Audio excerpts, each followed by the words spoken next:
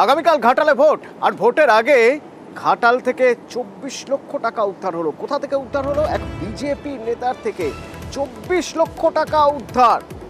আমার সঙ্গে প্রতিনিধি সুকান্ত রয়েছেন, আরো বলতে পারবেন। সুকান্ত, কে এই বিজেপি নেতা, কোথা থেকে কিভাবে উদ্ধার করা সম্ভব হলো এই 24 লক্ষ টাকা, এবং ওই বিজেপি নেতা কি বলছেন?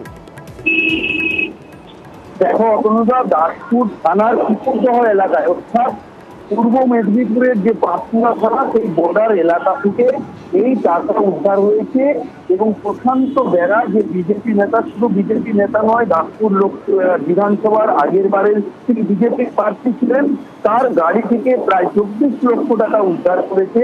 এবং যে উদ্ধার হয়েছে নাকা চেকিং পোস্টে, অর্থাৎ পুকুরদহ এলাকায় যে নাকা চেকিং পোস্ট চেকপোস্ট ছিল, সেই চেকপোস্টে গাড়ি আটকানো হয়।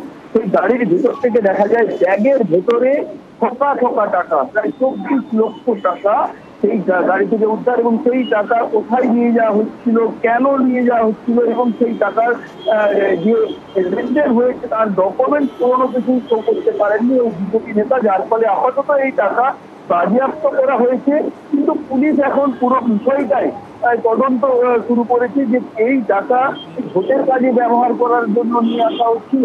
পুরো বিষয়টি কিন্তু তদন্ত চলছে।